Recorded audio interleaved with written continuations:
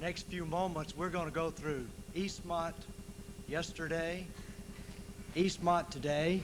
The music that will go along with this presentation will be some that were here at Eastmont yesterday,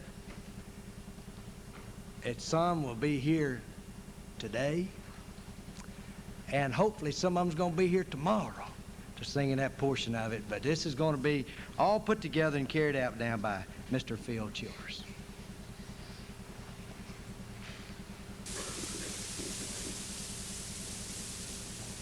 Yesterday, in 1817, there were no churches in the small settlement known as Montgomery. The only public meeting place was a tavern, and it was there that the first sermon was preached in Montgomery by a Baptist preacher. The first church building in Montgomery, known as Union Church, was shared by Methodists, Presbyterians, and Baptists. It was not until November 1829 that Baptists organized their own church and took the name First Baptist. In 1854, they completed their first sanctuary and remained in use until 1908 when their present structure was built. In 1859, the pastor and members felt a need to expand, and so they began a Sunday school in a small frame house on Washington Street. Francis Calloway was called to help, and the Sunday school became a mission. In December of 1860, the church was officially constituted and became the Second Baptist Church of Montgomery. Later, Governor T.H. Watts donated some property in the block on Adams Street for a church building. And in spite of the wartime shortage, the building was finished and occupied in 1861. The name was then changed to Adams Street Baptist. In 1890, the church built a Sunday school edition, the first of its kind in the state. One of our earlier Sunday school classes was taught by Alma Harrelson. Lillian Reeves and Mary Frank Welch are some of the members of that class. Alma and Ed Harrelson joined the church in 1931. Alma currently has the oldest membership, but hers is not a continuous membership. In 1895, the Lightning Route, the nation's first electric streetcar, was begun, and Mr. W.F. Lee joined the church. He had attended since age 3 with his mother, Mrs. W.F. Lee, later known as Granny Lee. The church became the focal point of Mr. Lee's life, and at his death in 1966, he had served faithfully for 82 years. He became part of the Reeves family when he married Eva Coe Reeves in 1938. In 1910, the Wright brothers brought their new plane to Maxwell Field in Montgomery and became a part of our history. The airplanes were used just 4 years later in World War I. Otis Reeves Sr., who later became a deacon at Second Baptist, joined up to help win this war. In the spring of 1924, the church began thinking of enlarging, and since the state wanted that property for the Archives and History building, they decided to relocate. The purchase of the lots at 622 Madison Avenue in August of 1924 was made by trustees J.W. Brazel, W.T. Brantley, and C.C. Brooks. Two of our present-day members remember attending services in that first church building on Adams Avenue. Mary Hazel Huey and Mrs. Mamie Head.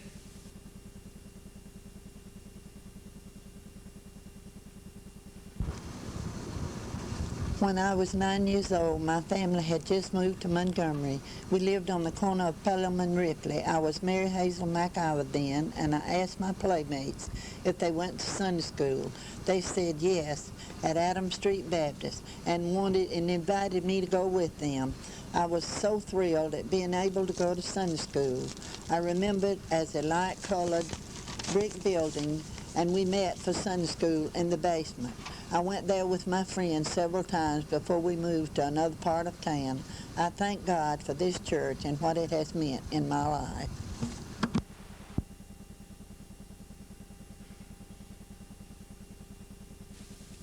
Mrs. Huey later joined at Madison Avenue in June of 1932. Her husband, Norris Huey, joined in 1938. Obie and Mamie Head joined in October of 1932. The old building was sold to the state of Alabama, and the sanctuary on Madison Avenue was built. Mrs. Molly Hull and Mrs. Mary S. Lee, the two oldest members of the church, and the pastor, Dr. Livingston Mays, broke ground for the structure, which was completed in April 1925. The record shows the first wedding in the new church was held after the morning service, September 6, 1925, when Annie Louise Payne and Otis C. Reeves Sr. were united in marriage by Dr. Mays. William H. Champlain began his first term of service in 1928 and was followed by Walter Dudley in 1930 and 31. In 1931, Brother Champlain returned and later married a young lady by the name of Alma.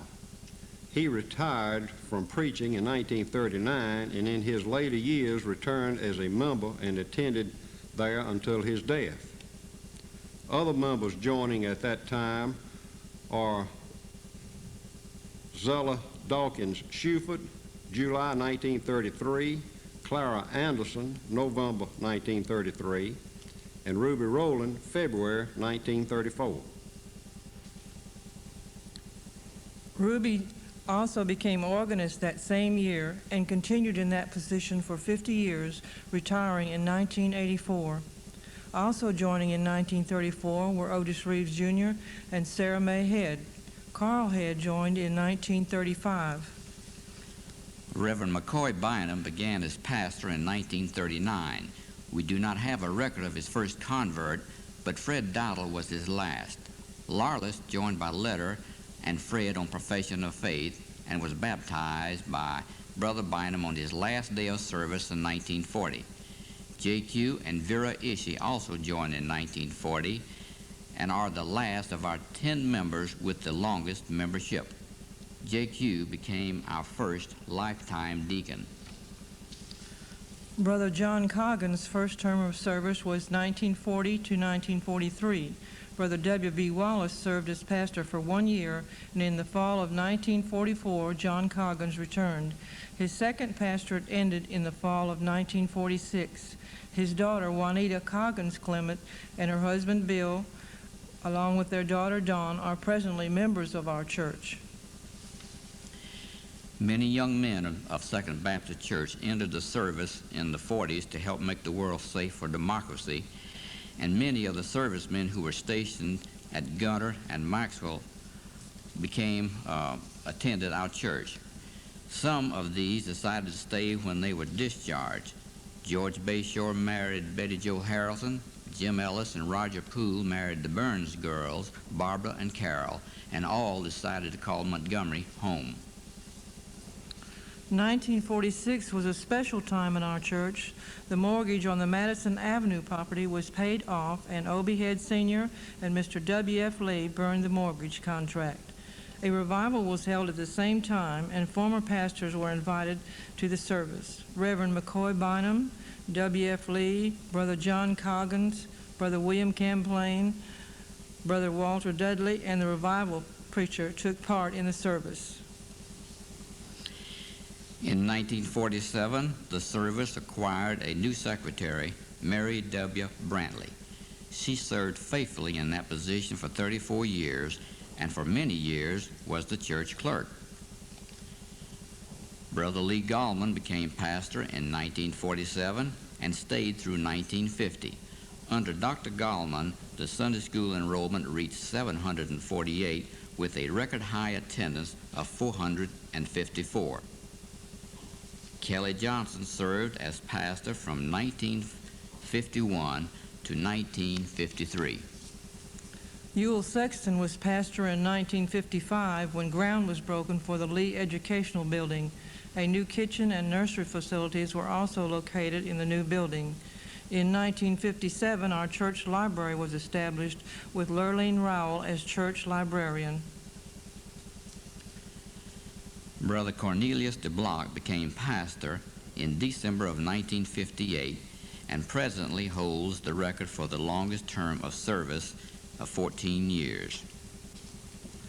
The church council in 1959 consisted of Bob Burns, Sunday school director, W.F. Lee, church clerk and auditor, Omi Lowry, church training director, Mary W. Brantley, church secretary, Mrs. Lurleen Rowell, music director, Eugene MacDonald, chairman of deacons, and Pastor Neil DeBlock. The Church Centennial was celebrated in 1960, and everyone, well, almost everyone, grew a beard and dressed up for the occasion. In this picture, the whole Issue family, J.Q., Vera, Beverly, and Jeff, got in the spirit. Brother Harold Owens became our first full-time music and education director in 1965. It was also in 1965 that the church realized it was time for a change. The property around the church was rapidly changing from homes to commercial buildings and businesses. The choice to remain as a weekday ministry under the Home Mission Board or relocate was presented to the church, and the vote was to relocate.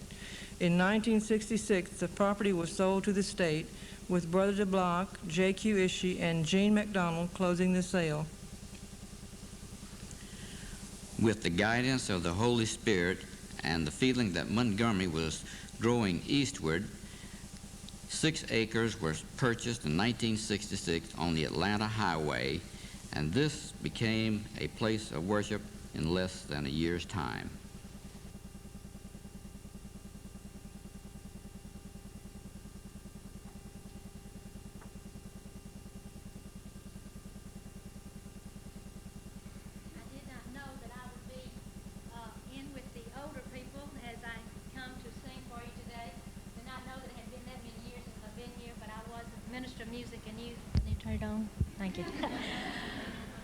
I was Minister of Music and Youth here from 70 to 74, and as I said, I didn't realize that I dated back quite as far either, and am quite as old as I am, but it is a privilege for me to be here today and to sing a song that many of you requested me to sing, Fill My Cup.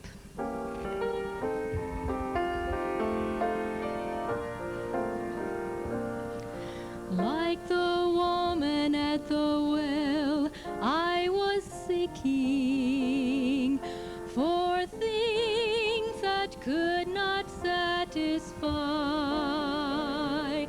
But then I heard my Savior speaking, draw from my well that never shall run dry. Fill my cup, Lord, I lift it up, Lord. Come and quench this thirsting of my soul. Bread of heaven, feed me till I want no more. Fill my cup, fill it up and make me whole. There are millions in this world who are craving the pleasure earthly things afford, but none can match the wondrous treasure that I find in Jesus Christ my Lord. Fill my cup, Lord, I lift it up, Lord. Come and quench this thirsting of my soul. Bread of heaven, feed me till I want no more. Fill my cup, fill it up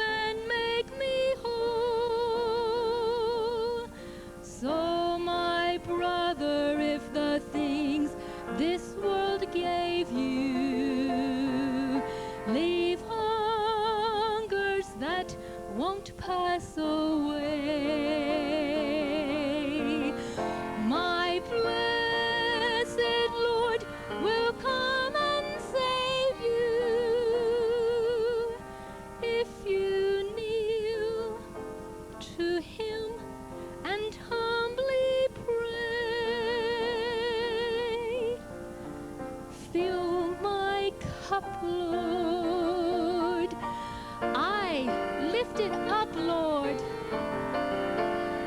Come and quench this thirsting of my soul. Bread of heaven, feed me till I want no more. Fill my cup, fill it up, and make me whole.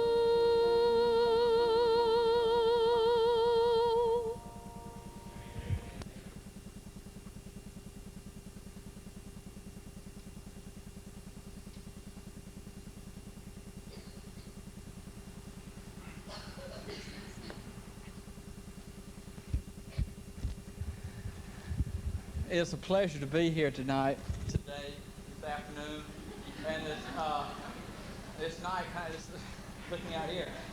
But we were raised at Second Baptist, Cindy and I, and we're happy to see a lot of older faces here today. A lot of the people here, some of the people that are still members of this church, raised us in the nursery. We've always kidded with each other. We were born in the nursery. We were at Second Baptist, and we're just grateful for the Christian upbringing which those around us have given us and have led us to know Christ and to be workers for Christ. We are from the, I know you heard mentioned the Huey family. My mother was one of the earliest members here, and my dad too, and they raised 9 of us children in this church, and so we kind of feel like we have a little bit of a cornerstone. And Danny is of the McDonald family, Nan and Jean that you heard mentioned. So we do represent the old, even though we don't like to think of ourselves as real old. We've been out of the church serving. Danny's a minister of music, and we've been serving in various churches. And we've been kind of laid by the Lord, and He sent us here to serve for a while. And we'd like to sing for you today, I've Been Changed. Well,